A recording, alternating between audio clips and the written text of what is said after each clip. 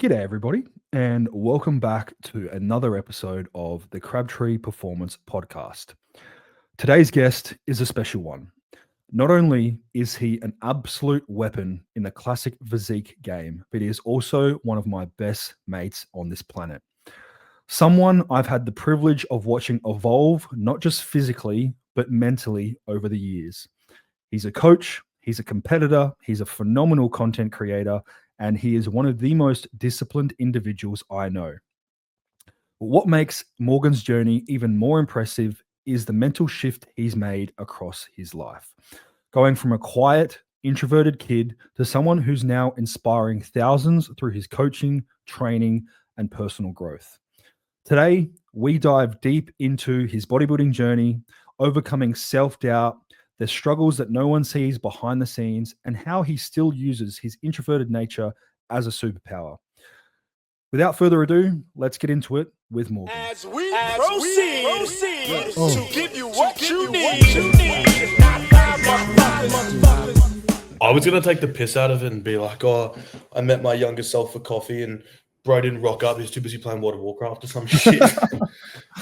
Oh, fuck, it doesn't even make any sense. Like, I understand, like, the engagement behind it and shit, but, like, who the fuck came up with that?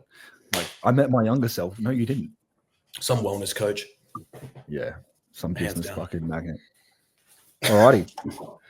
I'm fucking buzzing. These freaking Nickerbait tabs are sending me, but, mate, you don't want to go Oh, you anywhere still- near nicotine. You quit the vape? Yep. Quit the vape for those listening. I, for the last 2 to 2.5 years, have vaped to the point of debilitating fucking mental state. And then I have an addictive personality, but I can also just completely quit something like within 2 seconds. So I'll stop it for 6 months and then convince myself that I'm fine to do it again. And then the same outcome. So I'm genuinely, it's been 4 weeks now, genuinely no more vape because it was just destroying. Like, for those listening, and not that this is what we're going to talk about on the podcast, but essentially what's happening when you're vaping, because it's so easily accessible comparatively to that of, like, you know, a little 4 milligram, 2 milligram nicotine tablet, you are obviously inhaling that through water vapor, and then that is constantly driving a dopaminergic response with regards to an escalation of dopamine. But what essentially was happening to me, and it may not be the same for everybody, there's people who tolerate it really well, but what ends up happening to me is I no longer get that dopamine escalation. I just bring myself back to baseline, because every time you manually escalate dopamine through the inhale of that water vapor and that nicotine, you then obviously have that initial escalation for the first week, 2 weeks, however long, and then it starts dropping you below that baseline. So when you drop back down, you actually go back down below baseline dopamine. So then when I was actually vaping, I was vaping to get myself back to normality. So I'd feel depressed and then normal, depressed and then normal. Whereas now I feel fucking fantastic again. And the thing that really made me just fuck it off, I was really trying to convince myself that I was still fine with it, but I'd be trying to do updates for people, and I'd try to get out something that I'd normally just have the ability to fucking think straight away, and I could not think of the word, or like literally get the word out. And I was like, my actual cognitive ability is fucked. So a week off that, and I was fucking backfiring. I feel like my updates in the last month have been fucking mick. Prime. So, yeah. If you can't handle the vape, just give it up. It's not worth it. So What a great intro. got my little new pep, got my little nasal new pep here, and the Nickerbait tabs. And subtle plug, I am now a cheeky little athlete with Transparent Labs and the X Athletics Nutrition. So for those wanting some cheeky goodness, bit of pump juice, bit of dial, use code CRAB at checkout on the X Athletics Nutrition website. Bro's a full podcaster now. He's fully got the plug at the start now. Like, he's fully... Just getting it out of the way early. Just rip that Band-Aid off. We give a little bit of an insight into some mechanisms of action with regards to nicotine, and then cheeky little plug, and we're off. And Bro, the word nicotine scares me after that experience in Sydney. The word nicotine. Yeah, tell the listeners about that. This is an absolutely great intro. We're going to call the Morgan Dor podcast Cross Nicotine, but I forgot what they've been called. Like, not jewels. Are they? Zins? Zins, yeah. Yeah. Jewels are the fucking little lollies you have as a kid. But anyway, Mm. I was on a plane on my way to IFBB, New South Wales States. I was so tired. I started to get home. Like, I flew in at like 4, had like 12 check-ins I had to do. And I was like, I'm just gonna use one of Kev's at the time. Me and Triv used one at the same time. Triv spits it out in 5 minutes. He's like, I'm getting head spins. Like, there's no way. Because it was like 10 milligrams in one of them. Now, I am a very sheltered individual. I have not done that much nicotine in my time outside of the odd vaporini last prep. And I didn't really feel it. And then I was in the car and I was sweating and I was like, it's not that hot. And then, quote, 5 minutes later, I'm hurling my guts up in some park in Sydney. Like, and there's a homeless dude maybe 5 to 6 meters away from me, and he gets up, walks over, and rubs me on the back. He's like, "You all right, bro?" And I was like, at this point, I must look so just outside of myself because I've got this homeless brother with nothing to go on with his life. And then I proceeded to ride home and then vomit for the next 4 hours. It was great. It was great. I love nicotine. It's so good. Exactly what you want as you're trying to peak an athlete. Yep. They still did my updates, but my camera was not on. Oh, fuck, laying in the bush in Surrey Hills. No good. It was not good. But before we get into it today, now, obviously, we speak to each other every single day, but how you been? I've been good. It's been weird. Last time we done this was prep. The last time we did a podcast? We were going to do a Jap one. We were going to do a Jap one in November, but we didn't do it. I think the last time we did the podcast for the whole cast, for those listeners who remember, was like either October 2023 or November 2023.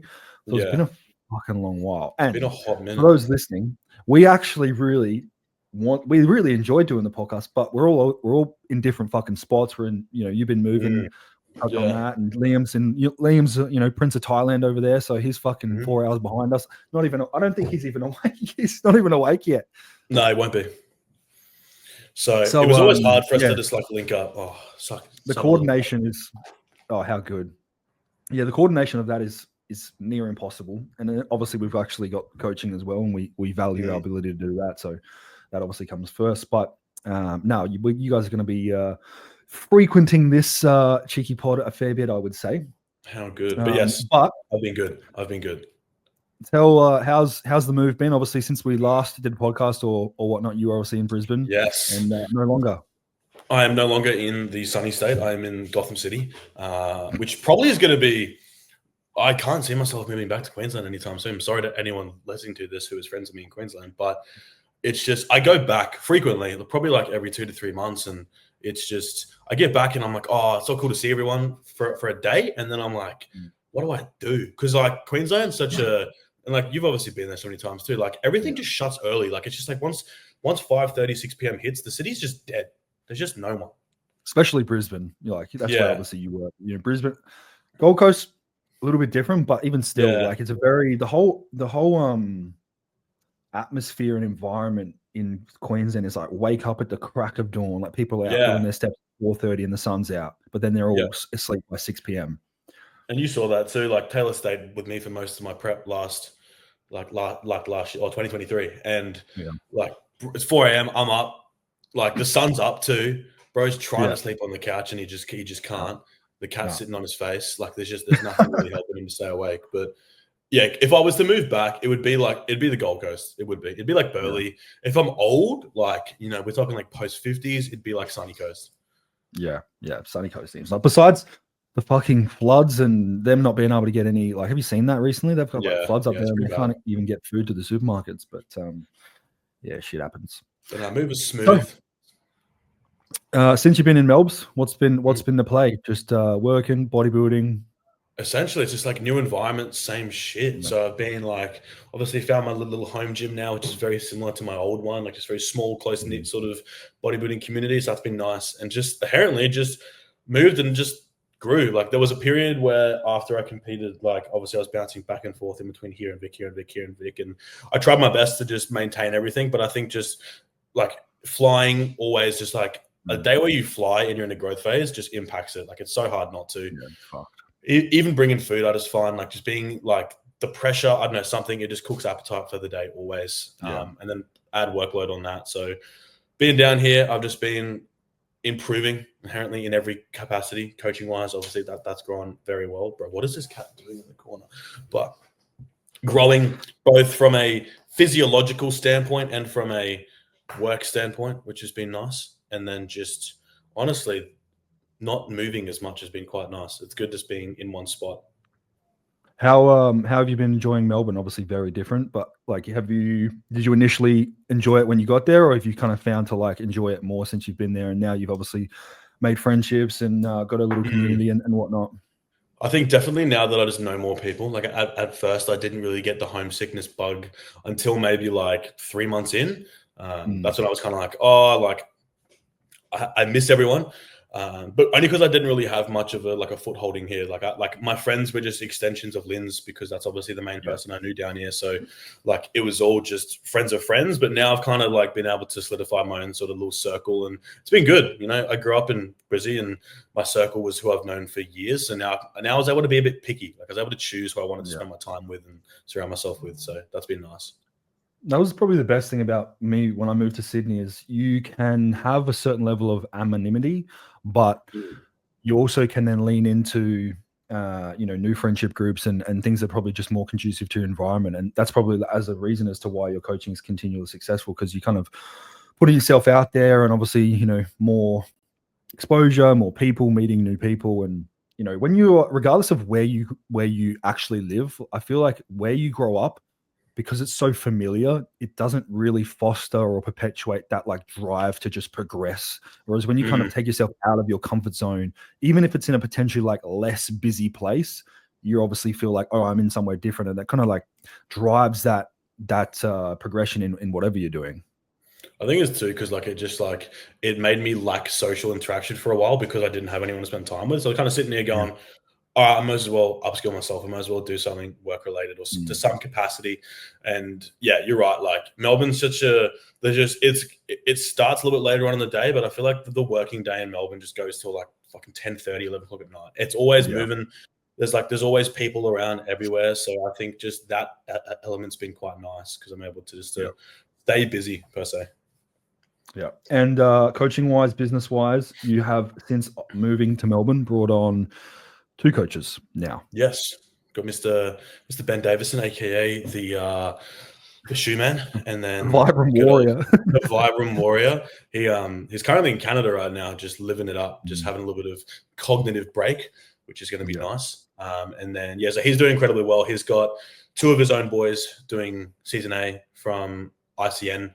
Maybe another natty fed if he does, but he's got a plethora of like coaching experience already. His coach Fraser, one of his previous boys, to like win an overall in ICN, which in my opinion is like one of the hardest feds to win an overall in, just due to how finicky it can be. So now that his boys look currently really great, and now I've got Lynn's as well on the team, because as you would know too, us being guys, like while we have a pretty decent understanding biometrically of how females work, like there's just an element of that emotional side that we will never really truly get, because we've never experienced being a girl. Yeah, that's the main reason why like I recently put out that application for a female coach, because obviously I've got Jake and Jeremy who are doing fantastically, and I have like full faith and belief in them. But it was I was getting a lot of female inquiries that I probably couldn't or wouldn't be worthwhile them allocating the amount of funds as what they were going to get out for that little period of time. Someone who was relatively early in their journey. And if I was to then say, hey, put your faith in this guy who you don't know or whatnot, it was a little bit more challenging. Whereas if I was to say, hey, here's this female who's experienced what you're probably going to experience, they can just resonate and emotionally connect to a certain extent on what I wouldn't be able to, regardless of how much I tried, because I just I don't have a vagina. Yep. And it's very similar to like when I first started coaching, like obviously everyone knew my background. I was like quite a lean, small individual, and obviously now I've grown. So like my initial just like niche that I fell into was like slender dudes who want to get big. And like then obviously the Gen Pop female thing kind of expanded, but it's like there's so many elements of, I've got girls who have always had, maybe a poor relationship with food, poor relationship with training, like just have a really just unfortunately, due to the state of what the fitness industry is like, they got some real bad associations with exercise selection, little things like they've just been told to never do this, never do that. So now they've got someone who, you know, like Lindsay's background has gone through a plethora of stuff in her life, and she's able to like leverage those experiences and help teach girls correct way. And also, as you'd probably know as well, like, you know, it's hard to find a female coach that's really good from an emotional capacity standpoint, but also just trains fucking hard and knows how to train hard and holds girls accountable to that. So that makes that part a little bit easier as well. Yeah. One of the biggest things I think is, for me specifically with coaching females, is I do actually really enjoy coaching women and females because of their emotional capacity and maturity and their ability to just kind of overcome, you know, stress and stimulus comparatively to that of an average guy. But with what I've found with a lot of the girls or the women who have inquired with me is something I really find challenging for me is like morally and ethically, you know, a female might come and say, hey, I want to do X, Y, and Z from like a pharmacological standpoint. And I don't think they're potentially in that position where they should be leveraging those things yet. Now, again, each to their own. If they're going to do it at any capacity, I'd rather them, do that with myself or whatnot than someone, like you said, who, is potentially going to put these negative outcomes onto them. But it's really, I think the translation of me saying, hey, don't do this because this is going to affect X, Y, and Z relative to you as a female is harder for them to accept and or understand because I'm not a female. Whereas if a female coach who had been through those experiences was saying those same things, it resonates probably on a deeper level than what we could. So I think that's something that is really important or another reason as to why it's obviously important to have like a diverse team as well. So there will be a female coach coming on at some soon, but I have yet to do any interviews. I'm going to have to get on top of that because there's a fucking few. How was the volume of applications from that? You would have been there was probably, I think there was like, actually, let me have a look. I think there was 33 applications. And I think there was probably 11 or 12 that I was like, yeah, I'll interview everyone just to see. But yeah, 11 or 12. And then from those 11 or 12, there was probably like 5 or 6 that I was like, yeah, that'll work. So we'll see. I'll be happy to be pleasantly surprised, but that'll be in the works for the next month or so because that's going to take me fucking forever. But what we're going to talk about today is a bunch of different things, but specifically yourself and your own psychological development, which we've already kind of leaned into. But just for the viewers who don't know you, actually, you know what's funny? I actually went on ChatGPT and I wanted to see what ChatGPT knew about Morgan Dor. Here we go. This is what it says. See how accurate this is. I said the question was, give me info on Morgan Dor / Morgsfit. Like I don't know you. Morgan Dor, known online as Morgsfit, is an Australian classic physique competitor and fitness coach, previously based in Brisbane, now living in Melbourne. He offers coaching services through Morgan's Coaching, aiming to transform physiques and positively impact lives. Morgan shares fitness content on platforms like Instagram and YouTube, providing workout routines and motivational insights. On Instagram, Morgan frequently posts updates on training, competitions, and his fitness journey. He is affiliated with Team Never Home and Day One Performance, promoting their products and services to his cohort. His coaching services are accessible through Morgan's Coaching, where he works with both competitive athletes and general population clients. Morgan's YouTube channel features a variety of fitness-related content, including workout routines, nutrition advice, and personal vlogs. Notable videos include his 2-year transformation and his leg day workout, offering insights into his personal training methodologies and progress. Lastly, but not least, in addition to his fitness endeavors, Morgan maintains an active presence on social media like Threads, where he shares updates and engages with his audience. He emphasizes his commitment to helping others achieve their fitness goals through personalized coaching. For those interested in following his journey or seeking coaching services, Morgan's content provides extremely valuable resources and effective inspiration for individuals at various stages of their fitness journey. Fucking ChatGPT plugging you hard. Bro, one, that's fucking terrifying. And then two, I'm gonna hire ChatGPT for every single reference I ever need done. That's crazy. Yeah, I literally that's all I searched in. Yeah. But yeah, fuck, I just thought that was the power of fucking artificial intelligence scares me. I use it on a daily basis for like not even just for like chat GDP stuff, but like now that I do so much content stuff, which we can talk about later if we want, like I use AI purely to help me design stories and like graphics and stuff now. It's crazy. Yeah. I wish it could just be like implanted in my head and I wouldn't even have to search and I just had this. Oh no, that'd be so handy. Isn't that, I'm pretty sure that's what that whole Neuralink thing with Elon Musk is supposed to be. Like you just have instant access to like I'm every pretty piece sure of he's done like a few like operations to install into people that have like neurodegenerative diseases and they can like utilize their limbs and stuff again. So it's crazy shit. Crazy shit. Alrighty. So tell us about young Morgan. Let's take us back to the darkness. to the dark bedroom.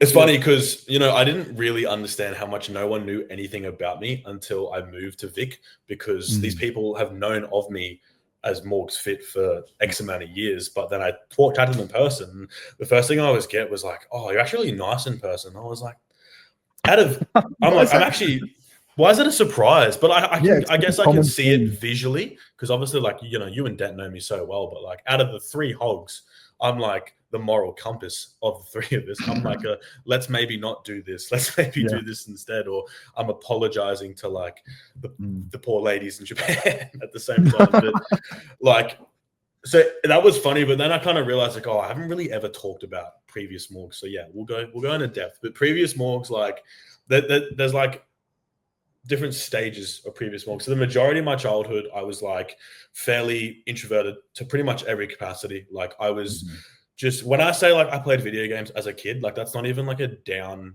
like just pretty much like I'm not even under exaggerating that. Like I was like on it 24/7 every single day. Social life at school for me was pretty minimal. I sat in the library like every single day.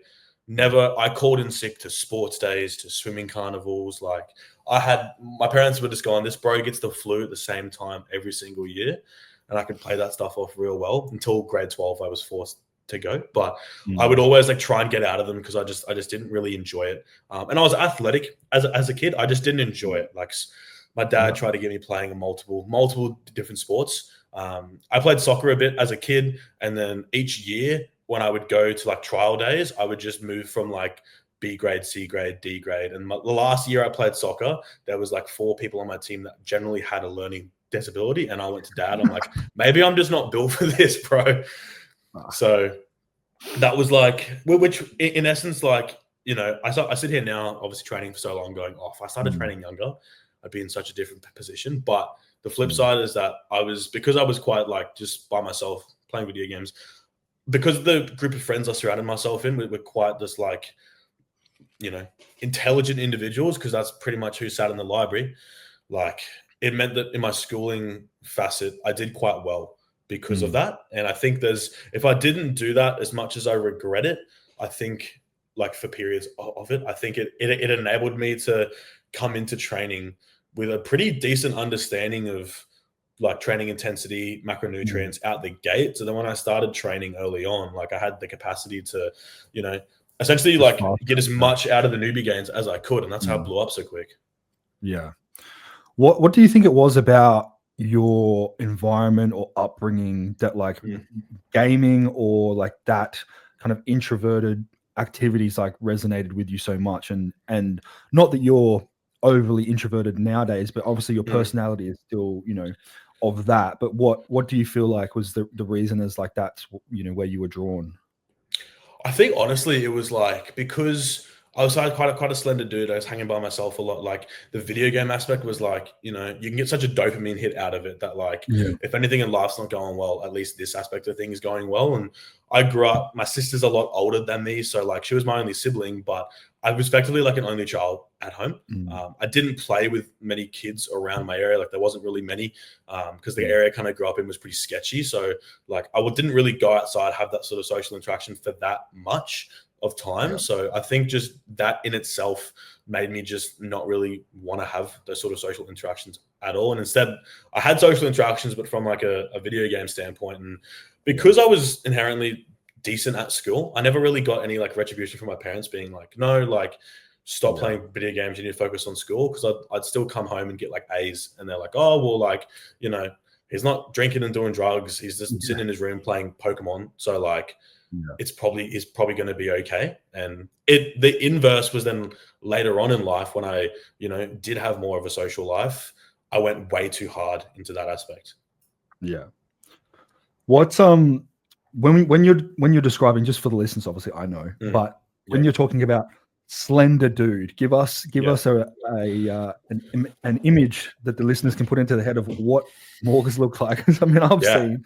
Let's say 10 to 15. What did you look like? 10 to 15, I would have been lucky, maybe 60 kilos, 64 kilos. Like if I'm lucky, like very, very slender, like not breakable. Like I was like, you know, at that age, I had abs. You know, when like you're like back in the day, like back when we were 10 and 15, if you had abs, everyone's like, yo, this guy's fit. But I was like malnourished, bro. Like it wasn't a good abs. It's like I was like an anatomy picture. And then when I started training at like 19, 20, I was like 70 kilos, like wet.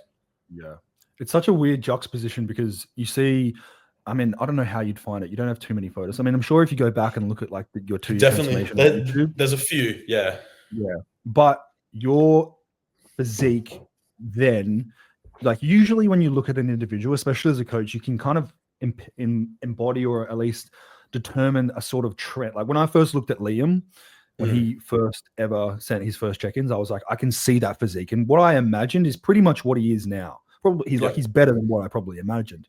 And with, not that you started coaching with me at that point, like you were well in your journey at that point, but in terms of like when you were 15, 14, 16, if I had have seen a photo of your physique versus where you are now, I would have not made that correlation that that's where your physique would have trended. It's like, you just don't understand until you engage in that activity, the genetic predisposition you have to accrue mass, to offset fat, to, you know, even the way in which your muscle bellies are shaped, you know, like when you don't have the muscle to actually represent that, it's hard to tell. And as soon as you just, you know, lifted the weight, you just exploded into like, you looked like a pretty like straight, slender, like dude. Whereas now you're obviously like round, full, bubbly, you know, which is just, again, like a complete juxtaposition to what that physique represented. So it's, you know, if there's any people out there listening who look at their physique or they're potentially thinking of getting into the gym and they think, oh, my physique just doesn't have it. Like I seem like a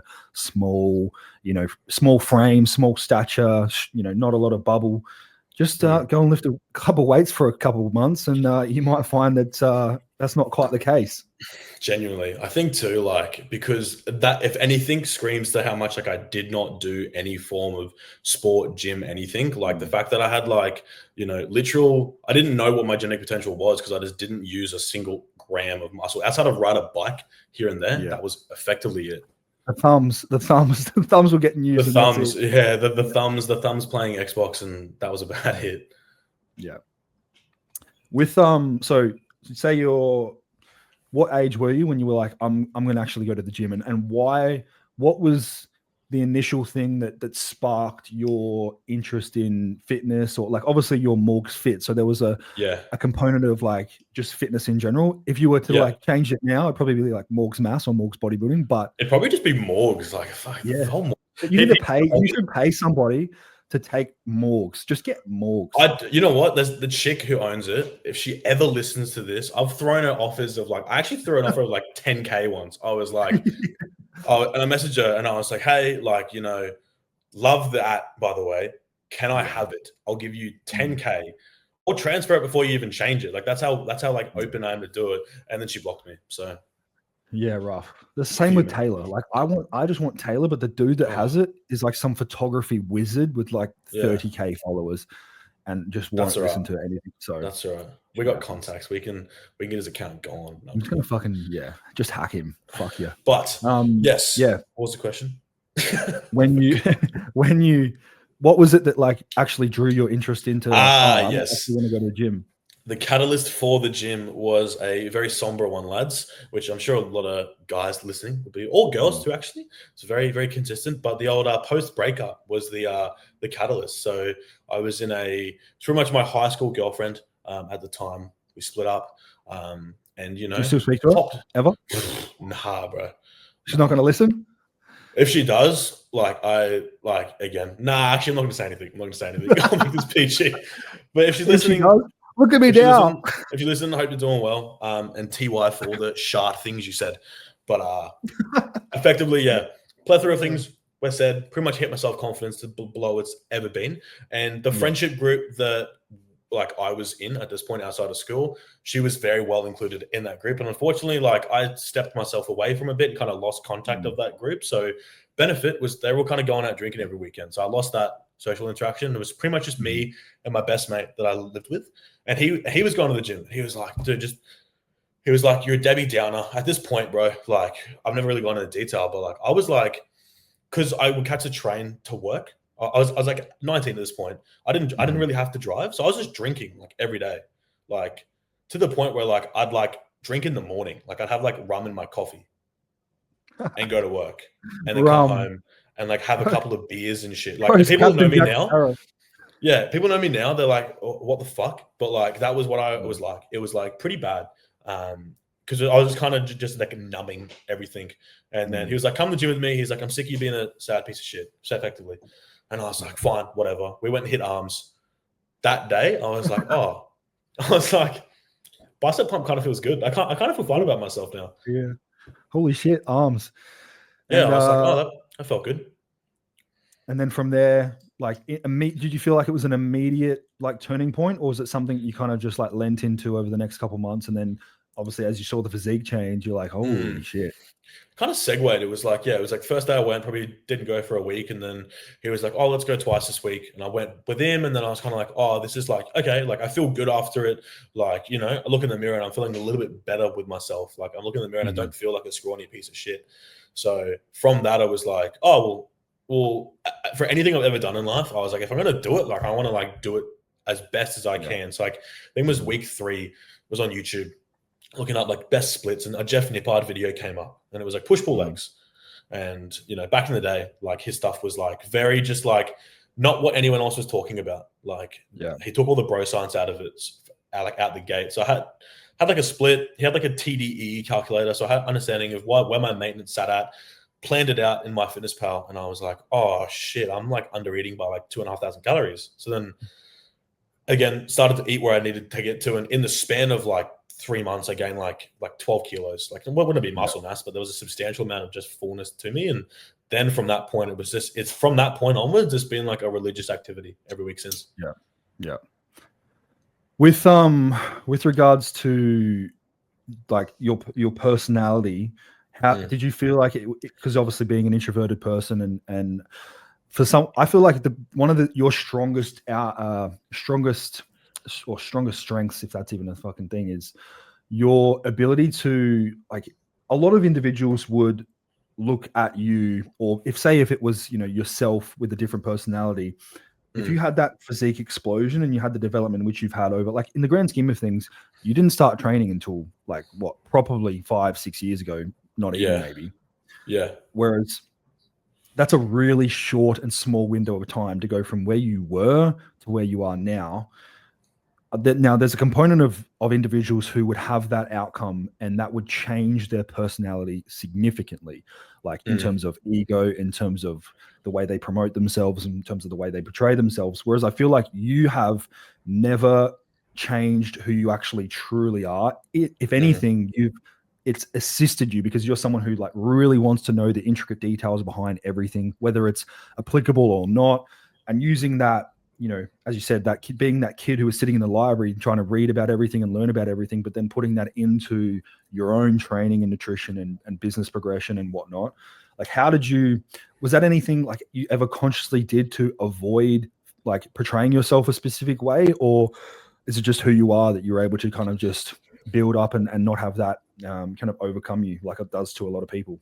If I sat there and said it's who I am, I'm like, oh, that's such a like a circle jerk thing to say. Like, because like it's not like, in essence, like when I started to get bigger, because everyone's visual perception of me changed as I got bigger, everyone was like, I'd get more attention. Absolutely. Like, I went from getting 0 female attention majority of my life to maybe 1% now female attention and 99% male attention. So the shift is that like, I just got attention in general. Yeah. And like at this point it was like, because I was still an introverted individual, like, and when I say introverted, it's not like I enjoy sitting in a dark room and not talking to anyone. It's just like in a big social interaction, I don't get filled with energy in that sense. Yeah. But in like a small one-to-one situation, like I love socializing, I love talking. So like that aspect was still very prevalent for me. But the personality thing, like I think a lot of it comes down to the fact that like I say body dysmorphia, it's not really body dysmorphia because I don't hate how I look, but in the essence of like just never being satisfied, I think because that's always been so prevalent and that I've never really been satisfied in anything I've ever done. I think that's kept me grounded because I've always tried to put myself in an environment where I'm like still the smallest in the room per se. Like, when obviously I met you and Dent, like you're both individuals that are like, very well versed in training. You're obviously incredibly strong, incredibly like intelligent in everything that we do. So it's like, I've always tried to put myself in a situation where if I'm the best in the room, then like, it's probably quite easy to get an ego in that sense because you've got everyone in the room telling you that you're great. I had a little bit of that when I last competed in 2023. I had everyone in my ear being like, you're doing fucking, you're going to kill it. You're going to get a pro card. And then I came fourth at novice and I was like, the month. Yeah. So again, it hasn't been consistent. There's periods where I was doing incredibly like well, and I was like loving the attention. There's periods where I just wanted to sit in my own bubble. So it's never been consistent, but I think it's just, I haven't really changed my personality. I've hit it from Instagram for a while back in the day because I didn't want to be known as like, a nerdy guy anymore. But now I kind of just don't care. Yeah.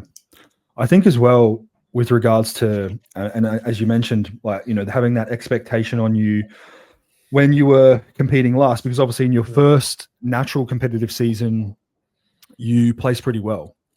Yeah. And then you come across to obviously the IFB, or you actually competed in the IFBB, which not a lot of people know about, which we won't go too much into that. But there's a reason. Look, you can scroll down. There is a photo. I didn't look horrible, but like I should never have done it. Yeah. Not your own choice. You were thrust into the deep end by individuals who shall not be named. But you then obviously go through that prep, which is essentially a first enhanced prep after your first enhanced growth phase, which, for a lot of people and myself included, I would be usually saying like the expectation for that should be pretty minimal. Like the expectation to do, like you can look your best ever, which was the goal and which you did. But usually with most individuals, the expectation isn't that you're going to win a pro card in your like first official, proper season after your first real proper, off season with a, high level coaching. But obviously because of the way in which you look, being so representative of the criteria in which you compete, being classic, even back then, obviously, like now's a whole different thing, but even back then, obviously that expectation was then placed on you.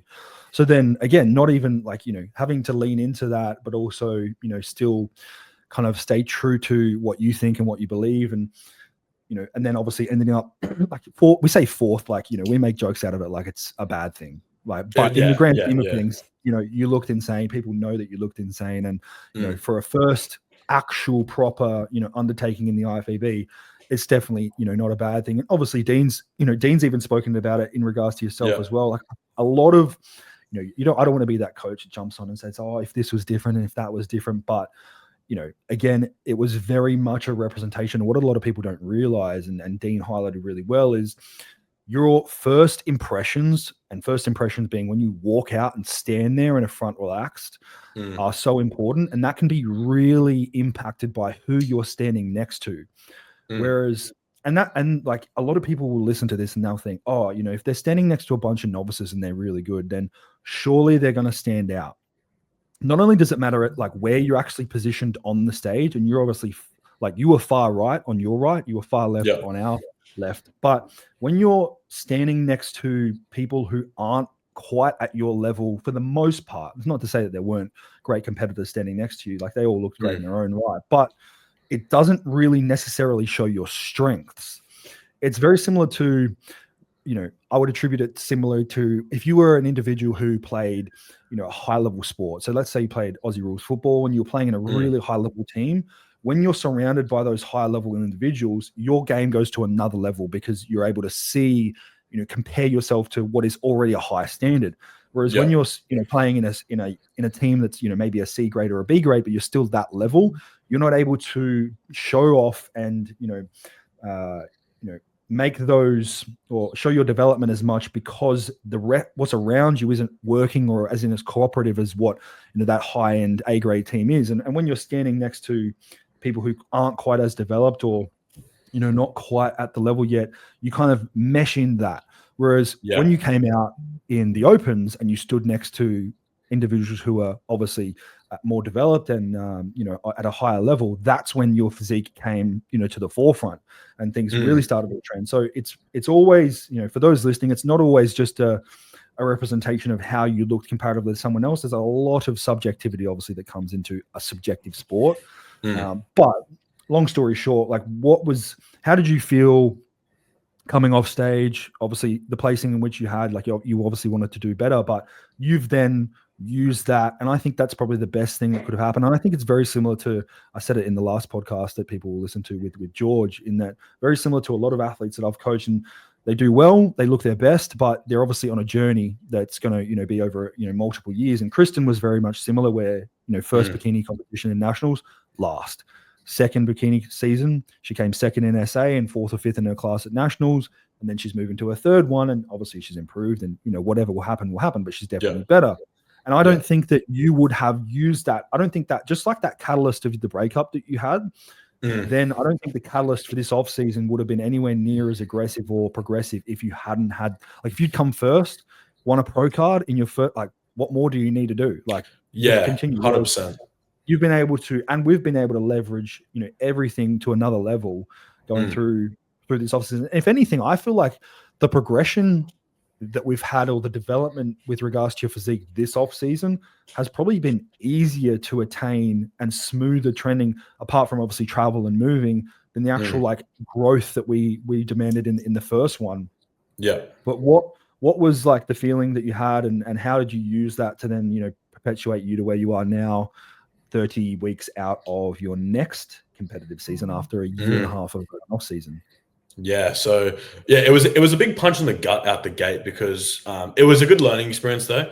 But yeah, it was obviously firstly big punch in the gut. I think if there was anything, and we chatted about this too, like post show, got off stage, wasn't spitting a dummy, but pretty much went home and I was like, I'm not going to do nationals. And you were like, just give it, it's literally been 4 hours, just give it some thought. And then I gave it some thought for like 2 days and I was like, nah, I'm not going to do it. And the reason being, because like, if there was, you know, if we could have peaked better, if we could have got harder, then sure, I would have. But like, I ultimately thought that was like one of the best packages that we brought. Like, it was dense, it was hard, there was deep lines. Like, it was a great look. And it was just one of those things too, where I was like, had a lot of people come up to me afterwards, and you always will, especially in your home state. They're going to be like, oh, like, I know what happened. It's like, it doesn't really matter. Like, that sort of aspect. I saw myself up there, and I saw areas that needed to be improved. And I think if you don't have the capacity to just sit there and just go, regardless, like, put yourself in the judge's shoes, for example, and go like, there's elements of my physique that had holes that need to be brought up. And I heard from a lot of people post show being like, his structure and shape is great, he just needs to be bigger. So for me, I was like, I just heard the words get bigger, and I was like, all right, like, I'll just do that. I won't rush getting back on the stage. Like, even this show coming into season C, like, that was like me late parts of last year going, if I don't really like feel like I'm going to be big enough, and not at maximum weight cap, because that's still going to take a few years, but like, if I don't feel like I'm going to be big enough, there's no point. I'll just wait, because the amount of time spent dieting, I could just spend growing. So I think that helped. And just knowing that, like, it was the first time in my life where I've had external expectation on me, because my entire life I've never had. I've always kind of been like that lone guy doing his own thing. I've never had expectations. Then I had expectation the first time, and I was like, I need to deliver on said expectation. And then I didn't. And I was like, for posts, like, you know, you seen it. Taylor was around me pretty much all the time post show and through nationals. Like, I wouldn't even eat a free meal, like, unless he like essentially forced me to, because I didn't feel like I earned it. And he's like, eat the fucking sushi. And I was like, nah, I have one plate. It's fine. I'll go home and eat my jelly and wheat mix. It's all good. It was only until we got to Japan that I was like, oh, the beast. The beast. And then the beast was unleashed. The beast came out and the ankles went home, essentially.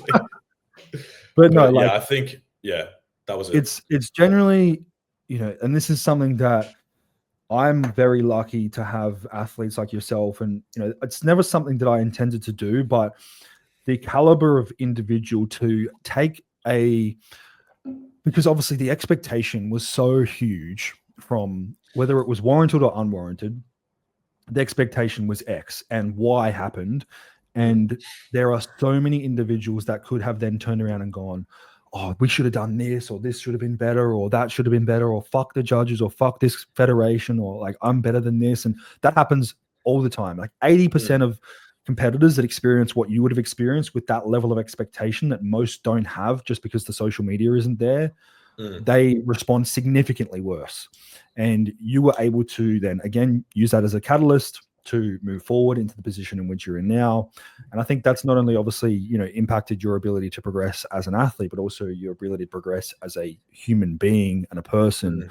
And that then correlates obviously to business and correlates to, you know, what you can, you know, portray and what you can promote and what you have experienced and leverage to the people that you coach. But one thing that I think is important for a lot of people to realize is that, like, we compete in something that is subjective.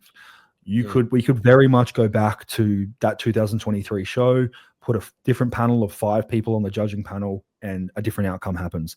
It could have been better, it could have been worse, but it's always going to be subjective.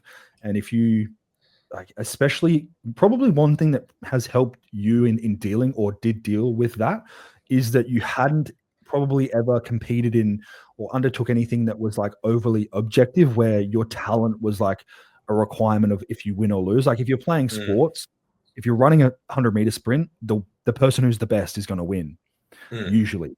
Whereas if you're competing in bodybuilding, it's so many different variables. The person who's the best, or who everyone thinks is the best, might not be the best in the judge's eyes. So it's not always the way that goes, and probably set you up well for like not having that, like, oh my God, like, why is this uncontrollable thing happening where I should be able to be, you know, everyone's saying I'm the best, so why aren't I doing X, Y, and Z and winning? But as I said, like, just for it to propel you to where you are now, entirely different position in life, like, you know, what point in that prep were you still working at Vodafone for? Oh, bro, it was like, the early part. And then I was working at a sub store, like, for like 3 days out of the week till probably like 12 weeks out, I think. Yeah. So just an entirely different position in life. And that's something that I've seen come up a lot in athletes, coaching them, because obviously I've had the opportunity to work with, you know, people from very early on in their journey, regardless of what their age is. But the life position, whether it's you, whether it's Liam, whether it's Will Chamberlain, whether it's Kristen, you know, seeing all of those things change, it's a and it's a conversation that, you know, probably a lot of people can attest to. But back when you're in that environment, competing is probably something that is, or feels at least necessary, as in like the way to, you know, perpetuate you forward in life and business and success and exposure. Whereas now for you, like, you could easily sit there and never compete again and just continue to coach and continue to, you know, do content and continue to kind of exist socially. But having I think it would almost be more challenging from a psychological perspective to commit to something that's as sacrificial and challenging as a prep when you don't have to. Like, there isn't a necessary desire for that to occur, for, you know, to drive your business forward, because your business is being driven forward by the results you can get others, not the results you get yourself. So have you found any sort of, like, going into this prep, and I know that we were obviously, you know, halfway through last year touching on if we wanted to do season A or season C, and, you know, there was still probably an element of like, I just want to build a little bit more momentum and whatnot. How are you feeling now, and how do you feel in regards to like the difference between the environment socially that you were in previously versus the environment that you're socially and personally in now? You know, do you feel like it's more challenging to engage in that, even though, you know, it's something that you're going to do regardless? I think like the environment now is just like I've created an environment that is so much more conducive for what I need to do. Like obviously, you know, I'm very blessed in the sense that I do work for myself now. So like my leverage of time is a little bit more free. I can obviously allocate time as more freely as I need throughout the course of the day, which in turn is going to make plethora of things easier. Like quote unquote example, probably why you never see me post what I eat in a day type of shit, because I sit here and go, I can cook all my shit fresh, like right there. Whereas I'm not like there was like when I was working at Vodafone and stuff, I was reheating like basa and rice that's been sitting in my fridge for 2 days. Like there's no way in hell I'd actually be able to eat that now. But I think, yeah, the environment's obviously going to be so much more conducive for me. I think the big thing that I tell a lot of people too, from a competitive standpoint, is like if you make your identity competing and your be all end all in life in competing, you'll end this sport. If you've achieved what you achieve or not, doesn't matter. You'll end this sport and feel very lost and very like vindictive of bodybuilding because it, you know, took away all these years of your life, all this time. It was like you sacrificed so much for the sport and you didn't get the outcome that you want. And bodybuilding's bad. And you probably see that too. Like there's so many individuals that have dedicated their life to it, didn't get the result that they wanted, and now just fucking hate the sport. And I think those individuals, what they lack is like just actually understanding that because it is a subjective sport, it's also, for most of us, a hobby. Like it's a hobby that we do that it involves a lot of our time, but it's like a hobby nonetheless. It doesn't pay us. You know, me prepping doesn't inherently make me like money straight away. My coaching, my sponsorships, that's what actually creates income for me. And you could do that without competing. There's many successful coaches. Probably the most successful coaches like in the fitness industry space aren't bodybuilders at all. Because you don't need to be a bodybuilder to be a coach. I think people think so. But if you dedicate like your life to this shit, you will come out of it sour because it's when you look at the top percent of it, it's such a small, minute amount of the population that go to the gym. I think that especially with that, it's something that morally and ethically a good coach or a great coach has the obligation to do, in that I have conversations and consults, and I'm sure you very similarly, with individuals who you never want to negate their devotion or, you know, motivation or desire to achieve what they think they can achieve. But there needs to be also probably a conversation to be had, especially if this person is, you know, going to say they're an 18-year-old and, you know, they've been training for a period of time and genetically they are not going to win an Olympia. Like that's you from the moment you're born. If you engage in any sort of activity, it's pretty evident if you have the capacity to be IFBB pro, you can have relatively suboptimal genetics and just engage in the repetition of, you know, training and nutrition and pharmacokinetics for years and years and years and probably get there. And there's been evidence of that in the Australian bodybuilding scene where individuals have turned pro that just through work ethic rather than sheer genetics or talent. But I think that it's really important for a coach to at least give the athlete that has a specific intention a accurate representation of what their possibilities are. And that sometimes is a really harsh conversation to have. And, you know, for instance, I had a conversation with a guy 3 weeks ago who actually did coming on regardless, that had been, you know, looking at it coming on for a while. And the conversation, you know, initially in his inquiry, I want to compete. I want to turn pro in the next 2 years. I want to compete in a pro show. I want to qualify for the Olympia and I want to win the Olympia.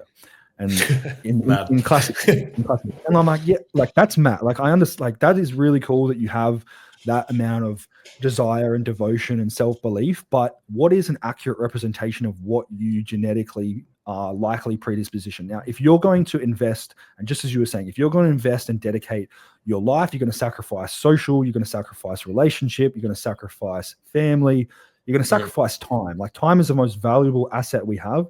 And if you're going to sacrifice and spend all of this time with the specific idea or intention that you're going to get X outcome when you probably, and I'd love to be mistaken, but you probably don't have the capacity to achieve that, then you will come out of it, as you said, extremely sour. And it may take you 10, 12, 13, 14 years to come out of that and have that realization that that was never going to likely happen for you. Whereas if you can have that conversation and you can be, it's not to our advantage to have a conversation with an athlete that's so eager to come on and say, hey, mate, like, listen, we can maximize your potential. I want you to be the best bodybuilder you can possibly be, whether that's you place 5th in a state show or you win a state show or whatever. Your goal should always be to maximize the potential you have within the sport, which can be significantly impacted by the subjectivity of the sport in and of itself anyway. So there's that entire component. Like there is a component of luck, regardless of your genetics. There's a component of luck. There's a component of timing. There's a component of who you're competing against, where you're competing.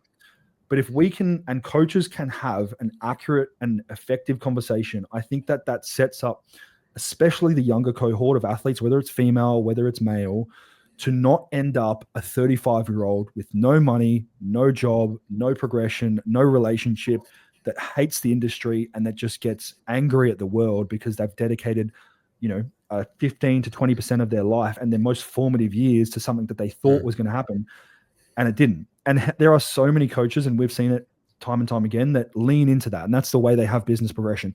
They would know themselves, this individual. And if they don't, then that's their own lack of intelligence and intellect. But if they know, they would know that this individual has a capacity to achieve X realistically. Like there's push and pull. And as I said, like with you specifically, that's probably an instance where I would have been proven wrong, because I would have looked at you and I would have gone like, this guy's not going to win shit. Like there's not going to be, as a 15-year-old kid. And that's why no way.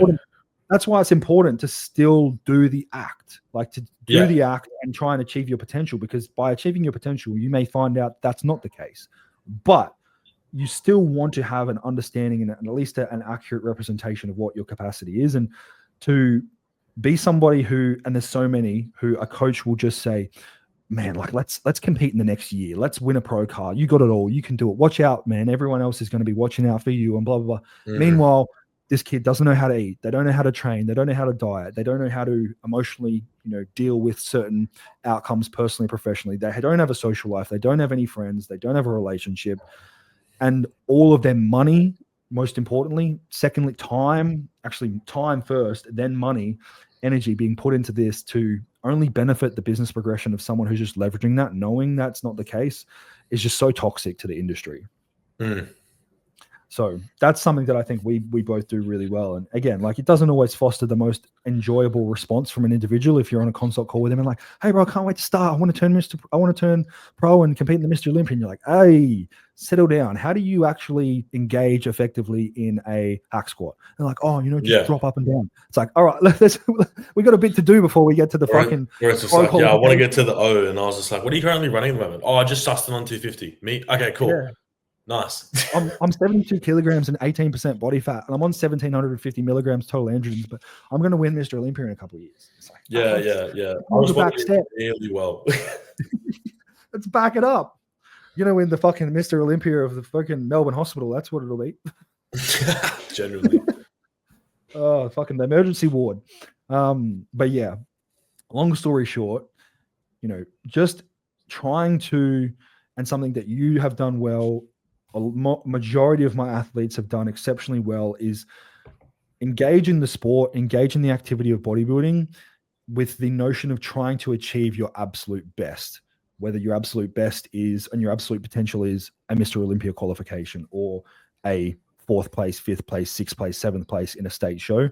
That should be the goal, to achieve your potential. And that's going to be, your potential is going to be different for everybody. But moving on, what I also wanted to talk about is your content and your social media and your avid love of the technological aspect of creating such things. So now, where did you and when did you become someone who loved the editorial and creation and art side of social media content? So it's changed over time. Back in the day, we flash back into 15-year-old nerd Morgs in the dungeon. I used to make like YouTube gaming videos. and I did like Twitch streaming for a little bit. So like, again, prime example, introverted individual, but will happily stream to hundreds of people at one time. So like, it's, again, there's levels to it. And I think at that point I was like, I looked up to like, YouTube video game creators. I was like, this is the job. I would love to do it. That was like the first thing I already looked at in life. And I was like, I'd love to do this. And I think it's never changed over time. Like from a creating content standpoint, it's always been there.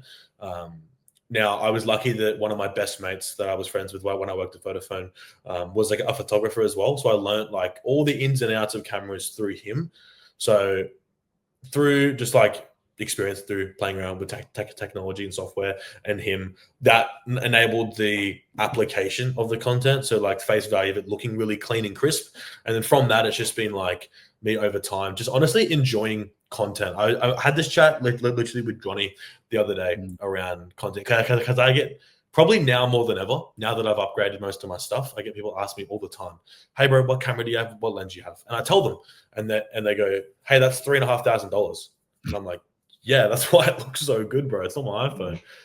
But a lot of it comes down to, I think, I don't know, where it kind of started for me was just, I just enjoyed making content to a degree. I saw other people do it and I was like, there was very minimal decent content out there, both from an educational standpoint and just in general. So I wanted to just be that guy. And then, I don't know, I saw a lot of bodybuilders that would use their own videographers and photographers. And I was just like, fuck that. Like, I reckon I could just do it myself better and not pay someone.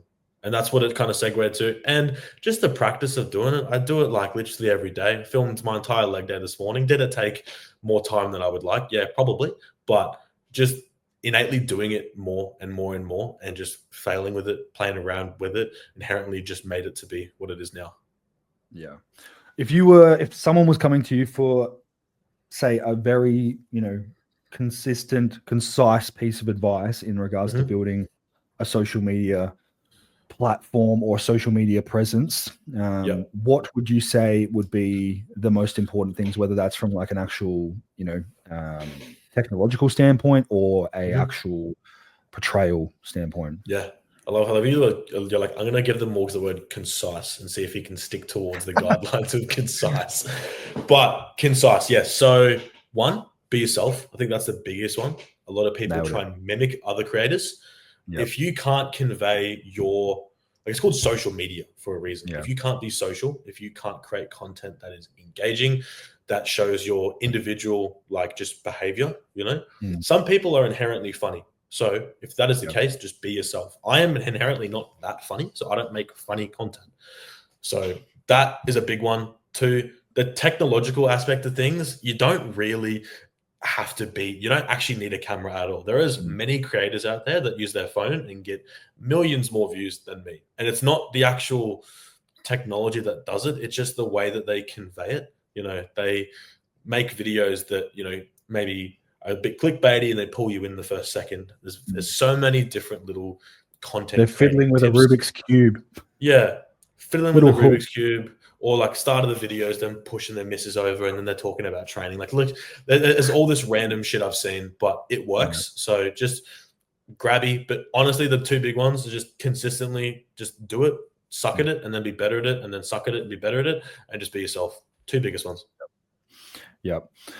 With regards to the content creation side of things, what are your plans there? I know you're doing a little bit more work with Neverhome, and like I think Johnny said, what are you like chief content creator for old Neverhome and whatnot? So how are you working around that and fitting that in with everything that you've got going on? Because obviously Lieutenant Sergeant of Media, SS Media, SS HMAS camera. Oh, we're getting on the cancellation side of things. We better fucking rein it back. But trouble. Time-wise, so obviously now that coaching is a pretty well established, I don't really take many people on anymore. I've I've had my quota. I've gone through periods where I've gone over it, and I've realized that it's just a shittier experience for everyone involved. So I have my quota, sits at it. I'm happy with that right now. I'm not a very money-hungry person. So the content side of things was always like, I've always loved doing it. And I saw Neverhome, me and Johnny had a chat, and it's rare that I've ever seen a brand that I actually want to work with them. Very rare. And I saw Johnny's stuff. It's clean, it's concise, the shit fits well, you look good in it. And I was like, you know what? Like, I actually want to be affiliated with this stuff. I like it. I think the content needed to be rejigged because Johnny is, in his 30s. Not that anyone listening, your 30s is a great time, by the way, but he didn't have as much of a just younger, I guess, touch with content. So I mean, he's been around for ages. So he's been around for ages. I suppose his, when he was 20, the 20-year-olds are now 30, whatever. So you kind of shift out of that timeline, I suppose. And I think a lot of people think that you can make really high level quality content and it's expensive. I think people think it's very expensive. So what I wanted to do was essentially do a similar sort of content business like Morgan's. Morgan's was built in the essence of, an affordable option for coaching that gives really, really good insights that can foster the, needs of the individual, and then they can go do their own thing and leave me, but be able to achieve their goals. Content, same sort of thing. I wanted to create a sort of aspect of being able to help small brands, small businesses create high level, really nice, clean content that's affordable. It could teach them how to do it themselves, and then they go do it. So it's kind of like, it's a new age sort of thing. It's my little side project at the moment, but yeah, I do a lot of the media stuff through Johnny, just helping, and again, it's more experience for myself. But the more I work with him, the more videos I make, the better I make my own stuff. So, yeah. Alrighty. What I actually managed to do before we wrap it up is I had questions from the last time we were going to do a podcast where we actually were going to do a Q&A podcast. Yeah. And we had individual questions for each of us. So I've still got the ones here that they were going to ask or had asked me or asked us to ask you. Yeah. But it just kind of entails like routine and whatnot. But what does a typical day for Morgs look like in both the terms of training and personal life? Like take us through wake up to bedtime. So wake up 2 a.m, ice bath. No, I'm kidding. So wake up 5:36 normally. Yeah. First meal out the gate. Bit of vacuuming practice is actually what I do. I'm not pissing the take there. Train normally 2-3 hours. Home, eat, work. I will pretty much sit at my desk from 11 till probably 6. Like periods of the day, I'll get up, go to steps, but pretty much sitting for the majority of the day. And then I try and not do any work post 6. I try and get all Morgan stuff done. I'll obviously be answering questions stuff over the course of the evening, but then from 6 till like 8, 9, 10 is like, I'll just be sitting there making content. That's like my free time because I enjoy it. And yeah, that's inherently that's like Monday to Sunday. If I'm not training, if I have a rest day, I will then spend the morning doing content and then start work at the same time. But if I'm not training, I'm making content. And if I'm not making content or training, I'm doing Morgans. Yeah. So for those people who ask why we don't just constantly do day in the life videos or vlogs, because it's boring. Fucking it'd be so boring. Nothing to fucking the amount of questions I get about, oh man, bring back the YouTube. And firstly, like the only reason I liked doing YouTube back in the day was because, very similar to yourself, I loved the creation of skits. I love the creation of being able to edit it or write it a specific way or kind of, direct it a specific way. I liked the process of editing and creating. I didn't like necessarily the process of being behind or in front of the camera and doing it and saying X, Y, and Z. And now that I'm as busy as I am, I don't have the time to do the edits myself when I could just get somebody else to film me and edit it for myself. But that's what I enjoyed about it. And it's the whole point of why I did it in the first place. So if I'm just doing it to just be in the front of the camera and then there's someone doing it or editing it behind the scenes, I don't get any benefit from it personally. So, and also there is just nothing to fucking like, it's going to be 7 different cuts of just Taylor at the desk in different angles. Yeah. Just desk, fucking going to get a Monster, going to the grocery store, going and train, doing a walk, doing 1 or 2, going to the movies. That's the most interesting thing of my week is just going to the movies. So if we were to travel, if we were doing vlogs traveling, then it'd be much more interesting, especially with us 3 lads. But it's also then like, I can't be fucked. I just want to enjoy the time. Just want to enjoy it while I'm here. We're very effective when we travel. I think like, Morgan's is the most successful it's been sometimes is when I'm traveling. Yeah. You just have to fucking hit that time allocation. You have a small time window and you're just like, There'll be bang, times bang, there's bang, all bang. three of us sitting in a lounge room and we're just like one by one going around Yeah, filming our we're updates. literally going around in lose And your like, turn, your turn, your turn. we're your sitting turn. there just like waiting, hurrying up for, and then you can kind of tell when the back end of the check-in's about to finish. Yeah. And we're like, here we go. And then we'd either like take the piss out of the words someone said.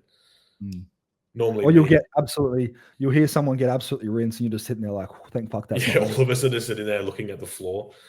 Yeah. Next question. Mhm. I mean, we've kind of touched on it, but how did you handle?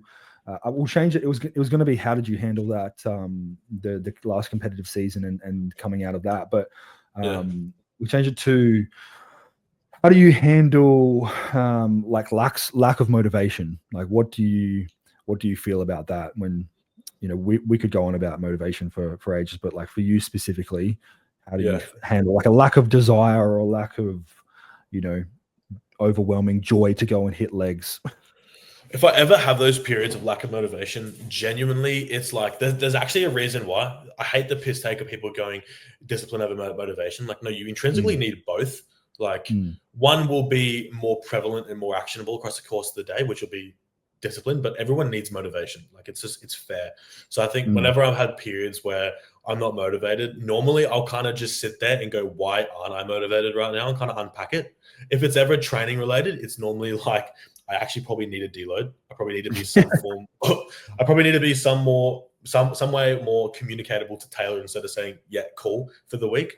If you're having to hip hinge as much as you had to hip hinge last off season, there needs to be some level of motivation. Otherwise, you just can't get through. Honestly, the best thing I had was like I had a photo like what because like, your phone can have like those different modes like work mode, do not disturb and stuff. Had a gym mode set, and it was like a photo of me on stage with like circled fourth place on it, and I had that as my like gym thing for a bit. That actually really helped. But honestly, it was just like like the overriding thing would just be like, why am I doing said thing? What's the buy-in? And if I can't sit there and go, why do I do it? Then maybe I shouldn't be doing it in the first place. If I have to generate all this intrinsic motivation.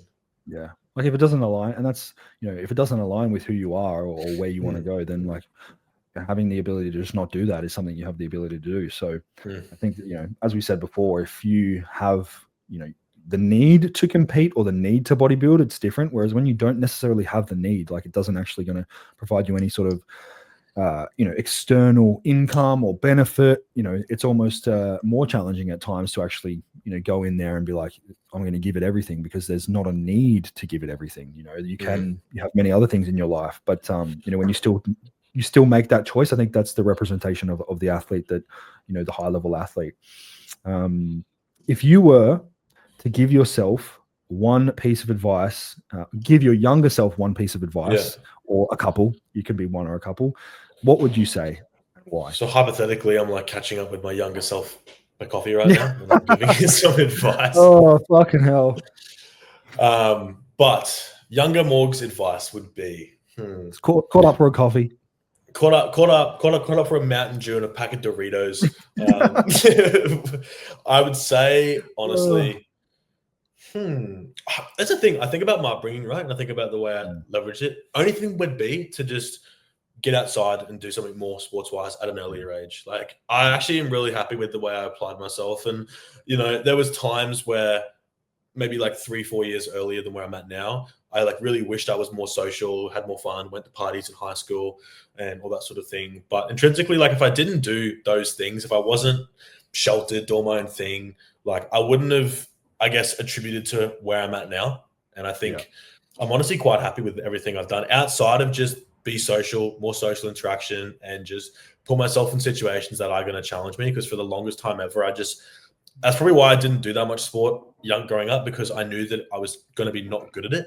And that scared me, because then I was always pretty good at things from a school standpoint. And I never did things that were going to make me suck at it. So I think put myself in positions where I was going to be shit at things, I would absolutely do. Yeah. All righty. Final question, and I've been asking everybody on the potty. Yep. If you could have any three. If you could have 3 dinner guests, fictional, non-fictional, alive, or dead, who would they be and why? Okay. Good one out the gates. Stephen Hawking out the gate. Ideally, pre-computer version, so I can have a proper chat with him. But him, I think I read like 3 of his books recently. By the way, when I say read books, I was not one of those kids that read books my entire life. It's been like the last 12 months I've been reading books. So I'm not going to sit here and go like, oh, you need to read. But I read a couple of his books just around. He's a very like an incredibly intellectual person, but he's also just like incredibly just like straight up with things. Like he doesn't beat around the bush. He doesn't go into detail around anything. He's just like X, Y, Z can't happen. Full stop. End of story. Yeah. I like that. I think we'd have great chats. Yep. Then 2 more. I would say, I've actually, from a bodybuilding standpoint, I've got no one because like I was on a podcast a couple of weeks ago around like people asking about my Arnold predictions, and I was like, I don't even know who's competing, bro. Like I'm the worst spectator for this shit. I don't care. I just do my own thing. But unless my athletes turn it, couldn't give a fuck. I mean, unless it was like classic physique, I don't know. It's not enjoyable to fucking sit there and watch if you don't have any sort of investment in. I mean, if you're invested in the person like Bumstead or you know, whatever, or, you know, Phil Heath, and you really value them, then there's a certain component of that. But it's comparing it to sitting there and watching 2 people fucking punch on in like an octagon. It's not the same. It doesn't give the same visceral enjoyment. And I think also like there's a component of this is our fucking daily undertaking every single day. There's a component of competing. There's a component of physique development. So then to sit there and go, I'm going to use my free time to engage in this that I already do fucking 10 hours a day. Fuck no. No, ain't about it. No. Who else? Honestly, and it's not because I like love the guy. Again, I'm not the biggest advocate for him by any means, but I'd enjoy having a conversation with Trump. I think it would be funny. Yeah. I don't have any sort of Trump hats in the home, but I think that would just be funny because I've sit there a few times and see some of the shit he says, and I was like, you know what? That would just imagine just like we're at a dinner table. We've already got Stephen Hawking and Donald Trump at the dinner table. There's going to be some questionable shit said out the gate. Yeah. I'm pretty sure my poor boy Stephen Hawking was caught doing something, but anywho. And they'd then have some reminiscing times about being on Epstein's Island. Yeah. God knows how. Like, he would maybe use like a power bank or some shit. Who knows? And then outside of that, Trump, Hawking. I'm trying to They can be non-fictional as well. They can be some fucking cartoon character if you wanted. But the dynamic is getting pretty interesting. The dynamic's pretty interesting. I think. I'm trying to think. Oh, actually, you know who else? I've now forgot his name. Henry Cavill. I'd have Henry Cavill too. Well, that's the weirdest dinner table. But Henry I look up to him because the actor, or Henry Cavill in terms of like him in a portrayal of a character. No, the actor version, because he like builds PCs as a side thing. Paints Warhammer figurines. Like World of Warcraft or whatever. Yeah, he's a Warhammer. He paints Warhammer figurines and shit. Like, I don't know, for a guy that's like been like, you know, rated like I think it was like a couple years ago, he was rated like the world's most handsome man on the planet. Yeah. Bro's building PCs and painting. Yep. Yeah. I think that'd be a sick conversation. God, I'd love. That's probably that's the one I'd love to see the most. Stephen Hawking, Trump, Cavill. That'd be what a round table. Plus Morgs. I don't know who'd be talking more. No, probably Trump. You wouldn't get Trump to shut up. Trump would. No. All righty. Thanks for jumping on, mate. I will no doubt talk to you in the next 5 minutes, as we do most days. But appreciate you coming on and sharing a significant amount of insights into yourself and your journey. And I have no doubt that you'll be back, and we'll have to have Liam on, and then we'll do a little joint one, and those will be the chat shit pods. We'll have to bring one hog version of the Crabtree Performance podcast. We're just going to do the Crabtree Performance podcast, the Boys Are Back edition. Oh God, that'll be. We need to edit the hell out of that. We had to edit the hell out of the other ones too. Yeah. If we had it uploaded, just them unfiltered, we would not be sitting here today. It have to be on Reddit or something in like a sub-thread hidden somewhere. If someone wants to find it, they can find it. Yeah, maybe when we're like on our deathbeds, we'll be like, "Oh, here's this," and we just drop the tapes, and it's just every Hogscast we've ever done, just unedited. Just a list of cancelable actions or fucking conversations that we had that we thankfully didn't have to deal with until we were 90. All right. I will catch you soon. And everybody else, thank you for listening. Morgs, if they want to find you and they don't know where they do, where they can, where are they getting you? At Morgs Fit on literally every platform on the planet, and Morgan's coaching. Easy. Straight to Pornhub, Morgs Fit. You'll find him there. I'm pretty sure there might be actually. No, all right. I'll catch you soon, bro. Thank you. Peace. Get live, motherfucker, as we proceed.